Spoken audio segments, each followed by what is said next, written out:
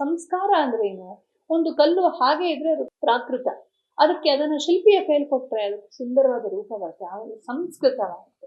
ಹೀಗೆ ಪ್ರಾಕೃತವಾದದ್ದನ್ನ ನಮ್ಮ ಮನಸ್ಸು, ಬುದ್ಧಿ, ದೇಹ, ಜೀವನ ಹೇಗೋ ನಡ್ಕೊಂಡು ಹೋಗ್ತಾ ಇರುತ್ತೆ. ಪ್ರಾಣಿ ಪಕ್ಷಿಗಳು ಹಾಗೆ ಜೀವನ ನಡ್ಕೊಂಡು ಹೋಗುತ್ತೆ. ಅದು ಪ್ರಾಕೃತವಾದ ಜೀವನ. ಅದು ಸುಸಂಸ್ಕೃತವಾದ ಜೀವನ ಆಗ್ಬೇಕಾದ್ರೆ ಸಂಸ್ಕಾರವನ್ನ ಕೊಡಬೇಕು. ಪ್ರತಿಯೊಂದು ಹೊಸ ಘಟ್ಟ ಬಂದಾಗ ಜೀವನದಲ್ಲಿ ಅದನ್ನ ಅರ್ಥವರಿತು ಸಂಕಲ್ಪವನ್ನ ಮಾಡಬೇಕು. ಆ ಸಂಕಲ್ಪವನ್ನೇ ಸಂಸ್ಕಾರ ಅಂತ ಹೇಳ್ತಾರೆ.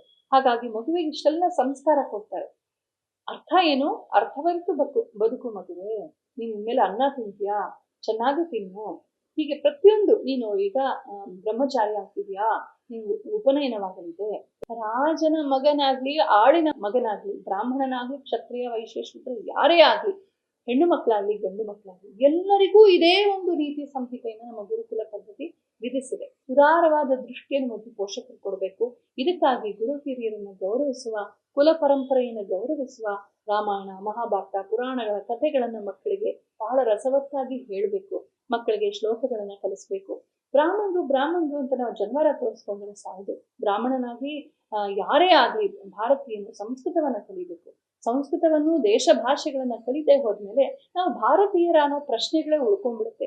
ಈ ರೀತಿ ನಮ್ಮ ನಾಡು ನುಡಿಗಳ ಬಗ್ಗೆ, ಪ್ರದೇಶದ ಬಗ್ಗೆ ಏನೂ ಮಾಹಿತಿಯಿಂದ ಬೆಳೆಯುವಂತ ಮಕ್ಕಳು ಹೇಗೆ ತಾನೇ ದೇಶಭಕ್ತರಾಗ್ತಾರೆ?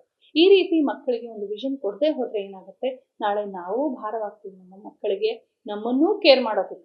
ಹಾಗಾಗಿ ಪೋಷಕರು ಮಕ್ಕಳಿಗೆ ಮೊದಲು ರಾಷ್ಟ್ರದ ಬಗ್ಗೆ, ಸಂಸ್ಕೃತಿಯ ಬಗ್ಗೆ, ದೇಶದ ಬಗ್ಗೆ, ಗುರು ಹಿರಿಯರ ಬಗ್ಗೆ, ಕುಲವೃತ್ತಿಯ ಬಗ್ಗೆ, ನಮ್ಮ ನಾಡು ನುಡಿಗಳ ಬಗ್ಗೆ, ಎಲ್ಲಕ್ಕಿಂತ ಭಾರತೀಯ ವೇಷದ ಬಗ್ಗೆ, ನಮ್ಮ ಆಹಾರ ಸಂಹಿತೆ, ನಮ್ಮ ವೇಷ ಸಂಹಿತೆ, ಆಚಾರ ಏನು ಉಳಿದೇ ಹೋದ್ಮೇಲೆ ನಾವು ಯಾವ ಸೀಮೆ ಭಾರತೀಯರು ಅಂತ ಪ್ರಶ್ನೆ ಕೇಳ್ಕೊಳ್ಬೇಕು.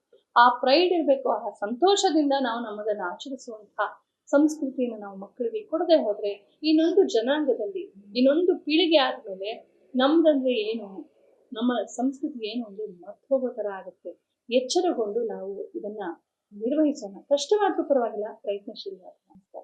ಈ ವಿಡಿಯೋ ತಮಗೆ ಇಷ್ಟ ಆದಲ್ಲಿ ಸಬ್ಸ್ಕ್ರೈಬ್ ಮಾಡಿ, ಬೆಲ್ ಐಕನ್ನ ಒತ್ತಿ, ಲೈಕ್ ಮಾಡಿ, ಕಾಮೆಂಟ್ ಮಾಡಿ ಮತ್ತು ಶೇರ್ ಮಾಡಿ. ಮತ್ತೊಮ್ಮೆ ಹೇಳ್ತೇನೆ, ಈ ವಿಡಿಯೋ ಇಷ್ಟ ಆದಲ್ಲಿ ಸಬ್ಸ್ಕ್ರೈಬ್ ಮಾಡಿ, ಬೆಲ್ ಐಕನ್ನ ಒತ್ತಿ, ಲೈಕ್ ಮಾಡಿ, ಕಾಮೆಂಟ್ ಮಾಡಿ ಮತ್ತು ಶೇರ್ ಮಾಡಿ. ಧನ್ಯವಾದಗಳು.